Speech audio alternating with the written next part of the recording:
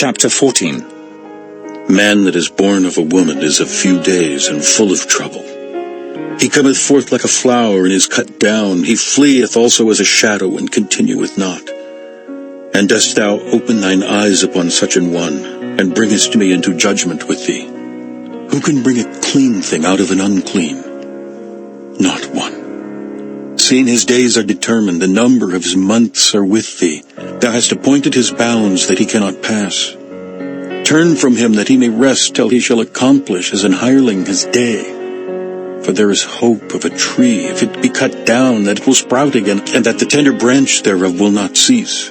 Though the root thereof wax old in the earth, and the stock thereof die in the ground, yet through the scent of water it will bud, and bring forth boughs like a plant.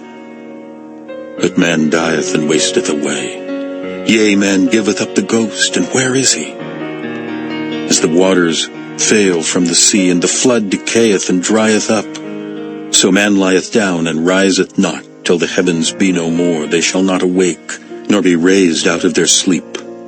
Oh, that thou wouldest hide me in the grave, that thou wouldest keep me secret until thy wrath be past, that thou wouldest appoint me a set time and remember me. If a man die, shall he live again? All the days of my appointed time will I wait, till my change come. Thou shalt call, and I will answer thee. Thou wilt have a desire to the work of thine hands. For now thou numberest my steps.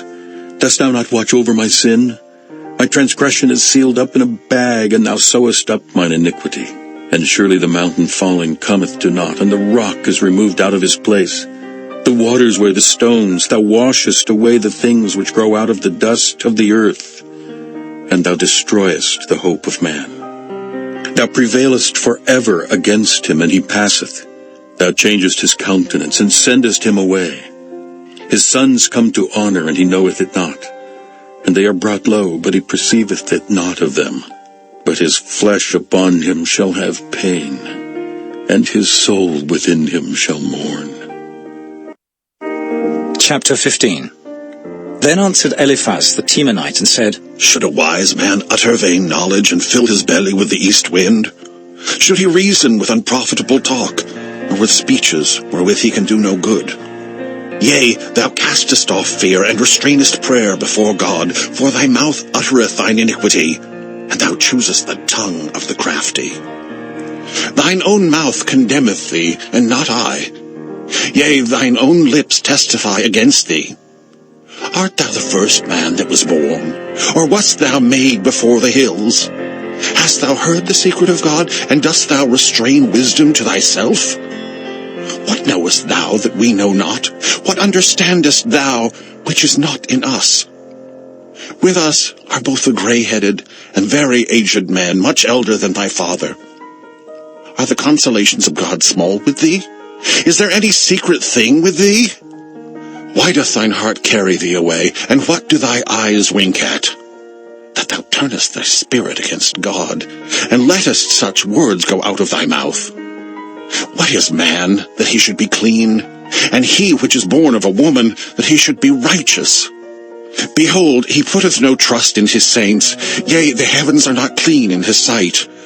How much more abominable and filthy is man, which drinketh iniquity like water? I will show thee. Hear me. And that which I have seen I will declare. Which wise men have told from their fathers, and have not hid it?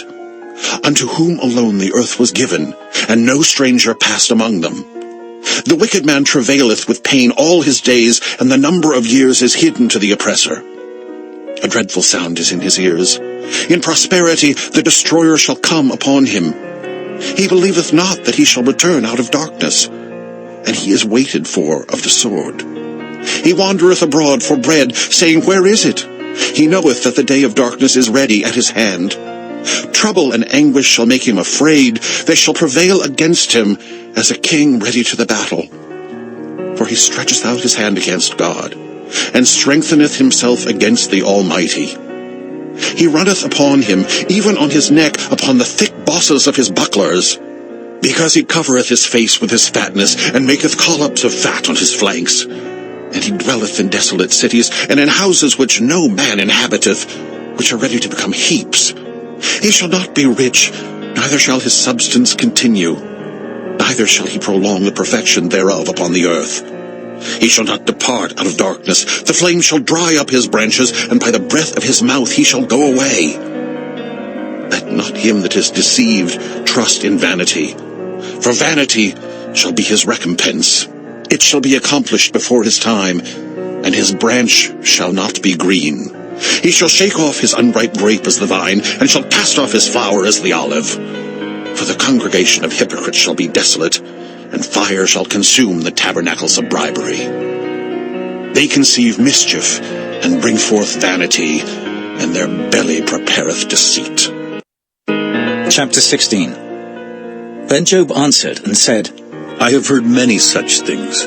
Miserable comforters are ye all. Shall vain words have an end? Or what emboldeneth thee that thou answerest? I also could speak as ye do. If your soul were in my soul's stead, I could heap up words against you, and shake mine head at you. But I would strengthen you with my mouth, and the moving of my lips would assuage your grief. Though I speak, my grief is not assuaged. And though I forbear, what am I eased? But now he hath made me weary. Thou hast made desolate all my company, and thou hast filled me with wrinkles, which is a witness against me. And my leanness rising up in me beareth witness to my face. He teareth me in his wrath who hateth me. He gnasheth upon me with his teeth. Mine enemy sharpeneth his eyes upon me. They have gaped upon me with their mouth. They have smitten me upon the cheek reproachfully. They have gathered themselves together against me. God hath delivered me to the ungodly, and turned me over into the hands of the wicked. I was at ease, but he hath broken me asunder. He hath also taken me by my neck, and shaken me to pieces, and set me up for his mark. His archers compass me round about. He cleaveth my reins asunder, and doth not spare. He poureth out my gall upon the ground. He breaketh me with breach upon breach. He runneth upon me like a giant. I have sewed sackcloth upon my skin, and defiled my horn in the dust. My face is foul with weeping, and my eyelids as the shadow of death. Not for any injustice in mine hands. Also my prayer is pure. O earth, cover not thou my blood, and let my cry have no place. Also now behold, my witness is in heaven, and my record is on high. My friends scorn me, but mine eye poureth out tears unto God. Oh, that one might plead for a man with God as a man pleadeth for his neighbor. When a few years are come, then I shall go the way whence I shall not return.